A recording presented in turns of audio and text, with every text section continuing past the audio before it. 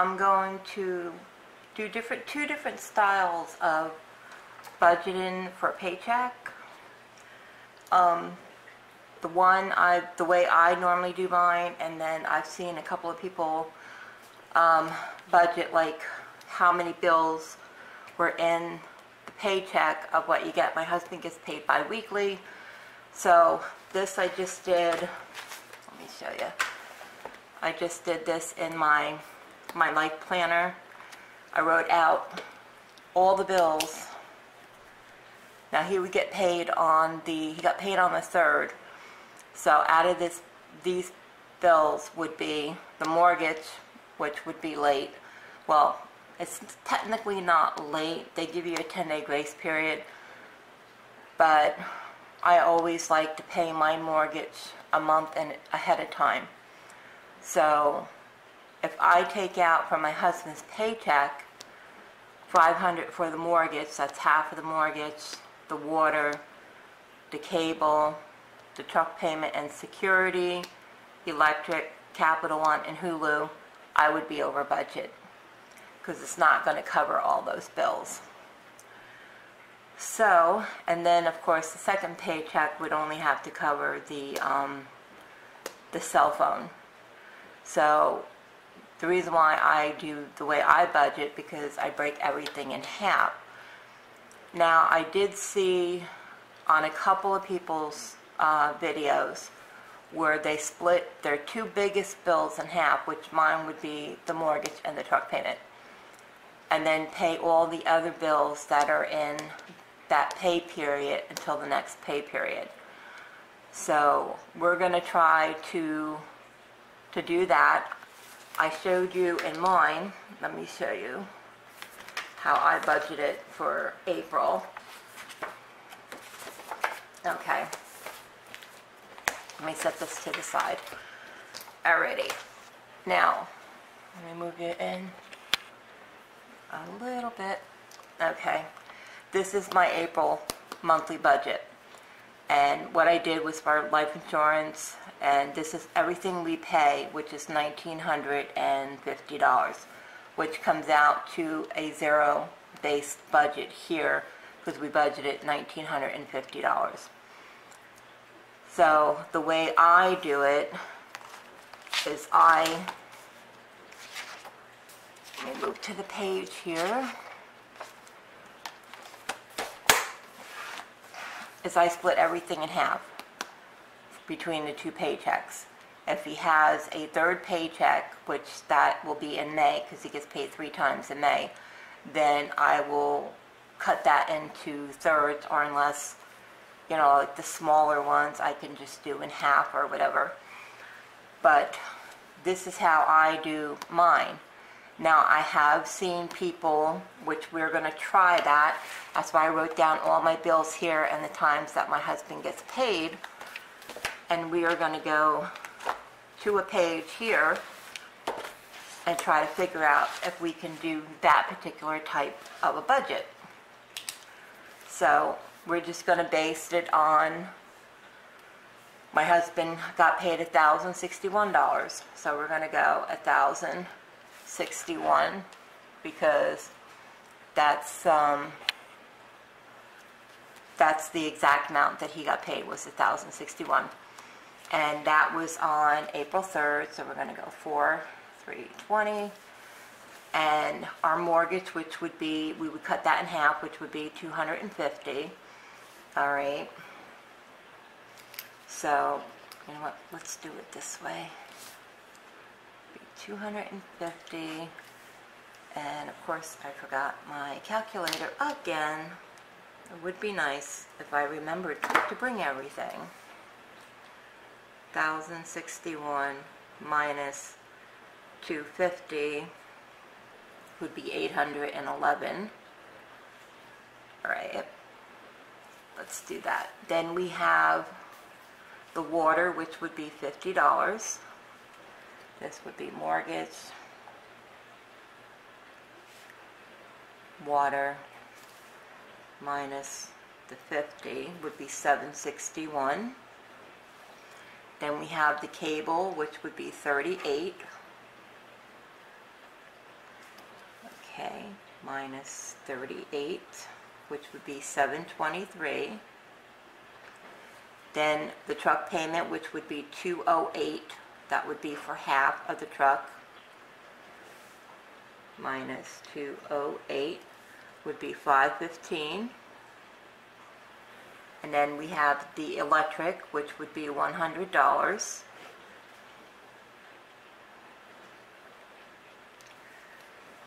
Minus 100 would be 415. Then we have Capital One, which right now I have 150 for them. It could be less than that.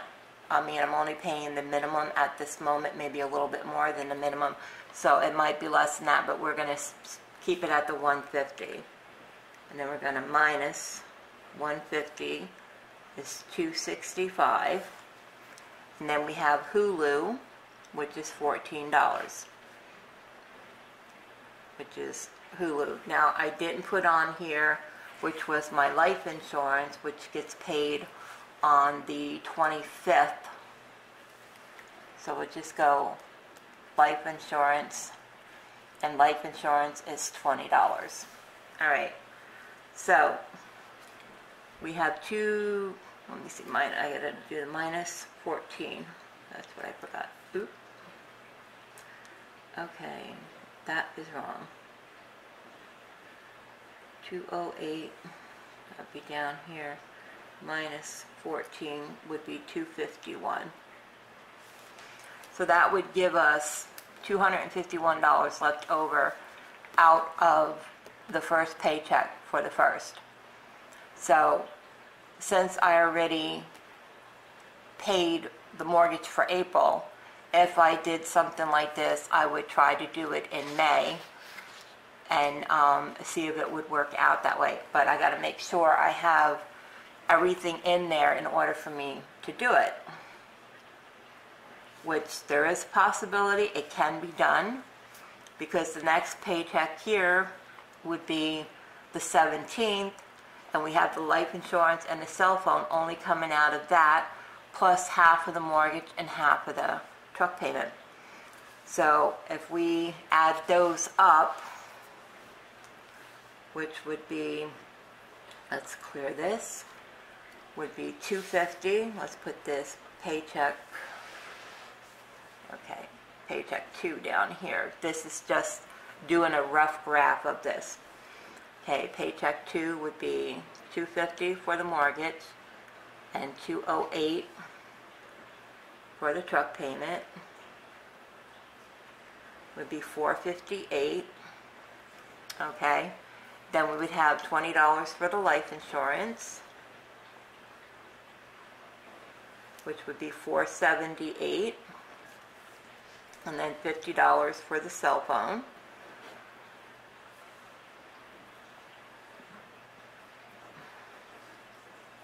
Would be $528. Now, out of this $250, we have to figure gas, food. That has to come out of this $250. So I've been doing $150 for food, which will bring us down to $101, and I've been doing $90 for gas, which brings us down, let me move that down. Let's see, 101 minus 90, that only gives us $11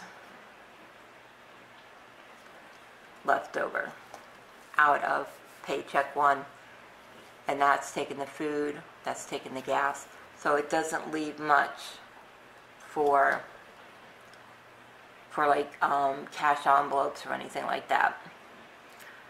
But that's one way that I've seen people do that. And then there are people who get paid like every week. And if you get paid every week, then it would probably be a little bit easier, because then you would be able to have 4 paychecks, and technically in a couple of, like a few months, you would have like for 5 paychecks.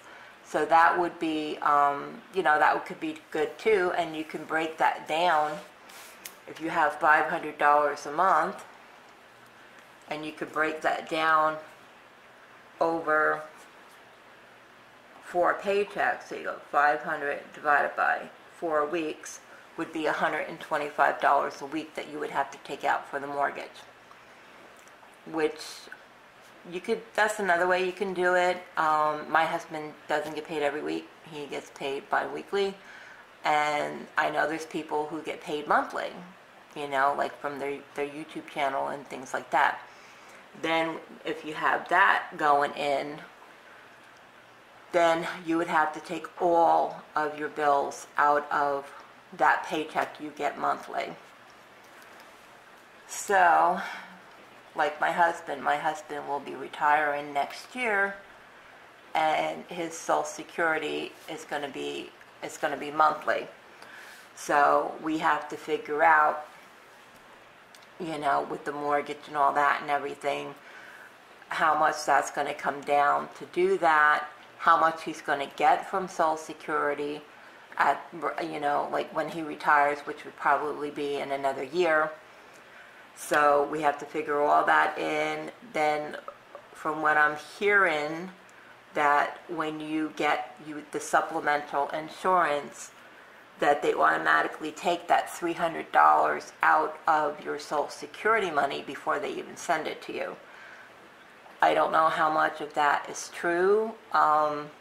If somebody out there on Social Security has supplemental insurance, please let me know in the comments, because this is what I hear. I heard this from like 3 different people, and one of them happens to be, you know, a family member who's been on Social Security for the past couple of years. So I would like to know if there's, you know, if that's true or not, because then we would have to figure that in, the supplemental insurance on top of whatever Medicare that he gets and stuff like that. But this is one way of doing it, you know, which is not going to leave much for me. You know, like I said, it might be a little bit more than $11 because I have $150 for Capital One. So that, I'm pretty sure I can even probably cut this back down to Capital One. I could probably cut it down to about $100 or $110. So it would leave me with about $51. So we'll just do that roughly. And we'll just put $51 over here left once we change this to, say, $110 instead of $150. So that will give us an extra $40 on top of the $11, which would be the $51. I could try to do it that way and see how it comes out. A lot of my bills are going to come out of the first paycheck, so it's not really going to leave a lot of money left for, you know, cash envelopes or anything for the first half of the month. But in the second half of the month, because there's going to be hardly any bills coming out, you figure you still got to do $150 for food, and I still have to take the money out for the gas. So we're going to clear this by 28 minus 150 for food, because I don't know about you guys, but I had to take extra money out for food because I have to buy whatever's available in the store, and most of the brands that are in the store are ones that I don't normally buy because they're more expensive. So of course my food bill has been going up anywhere an additional $25, $35, sometimes even $40 more than what I'm initially taking out. So it's definitely taken a toll on my food bill, because I can't get it to judge out, you know, to balance out for how much it's costing me for food. Like I said, the first part of March, when I did March's budget, the first part of March, I had $5 left over in my food envelope. The second part of March, I was over in food because I had to buy things that were $3, $4 more than what I would normally buy, the brands. So that's why I started taking out $150 for food, and that still doesn't seem like it's enough. So I still have to figure out how to balance that out so I have enough food, but still don't take it from somewhere else where it's going to make me short on paying one of my bills. So we got $3.78 for that, and then we got the $90 for gas. And we're going to do minus 90, which would leave us with about $288 out of the second paycheck. So I guess that's not too bad. I mean, I could do cash envelopes with that and then still throw at least about $100 or $150 into savings, because I've cut back. I'm not doing any sinking funds at the moment except for vacation, and the lawn I moved to the cash envelopes because now our lawn guy is coming, so I moved that to the cash envelopes. So I have to make sure that I have money in that lawn envelope for him, because we pay him monthly. So, and I pay half, my son pays half. So I got to make sure my half of the lawn money is in there every month, so we can give it to him when he comes the first of every month. And that will be until probably the end of September, beginning of October, somewhere around in there, and then that will go back into my sinking funds for the rest of the fall and winter until he starts back up again in March. But that's it for this video. I wanted to show you how I budget for our bills, which I showed you in the paycheck one, and how you can budget your bills from the first paycheck and when you get in the second paycheck. And you can also do that if you get paid weekly, but my husband doesn't get paid weekly, he gets paid bi-weekly. But that is it. I hope you enjoyed this video, and hopefully, you know, if somebody can make any sense out of this, of how, or let me know how you do your budget down below, because I would be interested if there's a different way out there that I don't know that of how to budget, and I've been doing budgeting since 2009 for the past 11 years. Then you know, if somebody has a different way of doing it, let me know in the comment section below. I would like to try to figure it out to see if there's a better way that I can budget for how I'm doing right now. So, hope you enjoyed this video. Give it a thumbs up if you enjoyed the video. Please, if you go out, please stay safe, please stay healthy, and I will catch you guys in the next video. God bless. Bye.